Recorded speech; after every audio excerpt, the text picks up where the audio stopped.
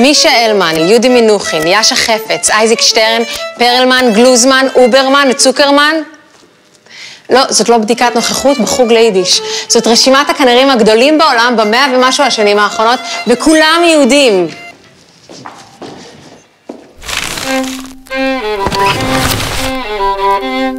כנר יהודי נשאל פעם, איך זה שיש כל כך הרבה כנרים יהודים גדולים?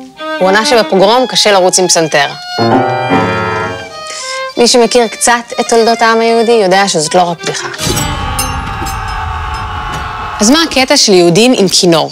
איך עם קטן, פחות מ0.5% מאוכלוסיית העולם, הצליח להוציא מתוכו כל כך הרבה כנרים מובילים וממש להשתלט על התחום?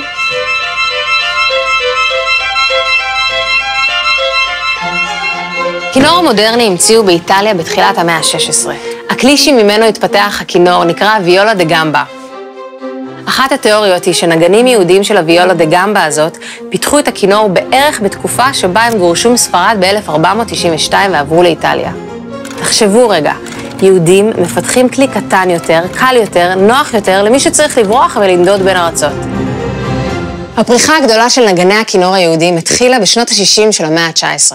הכנר היהודי לאופולד האואר הקים קונסרבטוריון למוזיקה בסנט פטרסבורג בשנות ה-60 של אותה מאה. עד אז האופק התעסוקתי של מוזיקאים יהודים הסתכם בליווי חתונות עם להקת קלייזמרים. שמה להם 400 רובל ולא קופיקה אחת יותר. קיבלתי את הכינור הזה מאייזק שטרן. מתנה? לא, זה בהשאלה.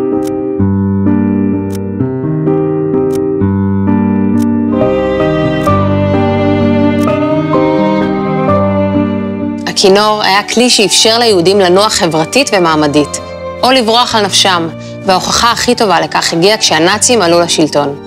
ברוב מחנות הריכוז וההשמדה הוקמו תזמורות שהיו מורכבות מעשרות יהודים. הם ניגנו שירי לכת כשהגיעו משלוחים של יהודים להשמדה, ועד לכניסתם לתאי הגזים, וכך ניצלו לעתים מגורל דומה. אבל מי שבאמת הצליחו להימלט מגורלם בעזרת הכינור היו הנגנים שהציל ברוניסלב הוברמן. הוברמן, כנר וירטואוז יהודי בעל שם עולמי, ויתר על תהילה באמריקה והקים ב-1936 את התזמורת הפילהרמונית של פלסטינה. כך ניצלו חייהם של מעל 800 נגנים ובני משפחותיהם, וכך נוסדה התזמורת שהפכה ברבות הימים לפילהרמונית הישראלית. אז כן, הכינור עזר ליהודים לא פעם לברוח מהסכנה, ובזמנים רגועים יותר, המוזיקה עזרה לנפש היהודית לברוח לרגע מהמציאות ולשכוח מהצרות. בדיוק כמו דוד המלך שניגן לשאול בכינור כדי לעודד את רוחו. רק שהכינור שמתואר במקרא הוא ממש לא הכינור שאנחנו מכירים, ולמה לשניהם קוראים כינור, זה כבר סיפור ארוך. חייבת לברוח! Obviously.